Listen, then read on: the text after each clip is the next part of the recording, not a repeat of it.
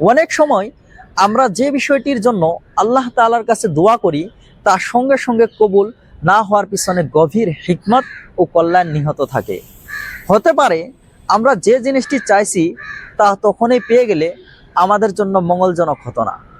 আবার কখনো আল্লাহ তাআলা কোনো নিয়ামত দিতে বিলম্ব করেন কারণ তিনি আমাদের জন্য তার চেয়েও উত্তম কিছু নির্ধারণ করে রেখেছেন এবং উপযুক্ত সময়ে তা দান করতে চান।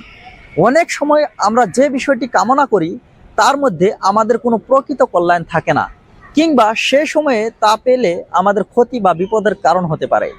তাই পরম দয়ালু আল্লাহ তাআলা আমাদের কল্যাণের কথা বিবেচনা করে তা বিলম্বিত করেন।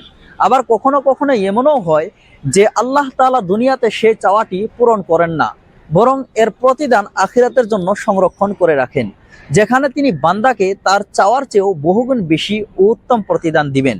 তাই দোয়া কবুল হতে দেরি হলে নিরাশ না হয়ে আল্লাহ তাআলার ফয়সালার উপর সন্তুষ্ট থাকা এবং তার হিকমতের প্রতি পূর্ণ আস্থা রাখা মুমিনের কর্তব্য।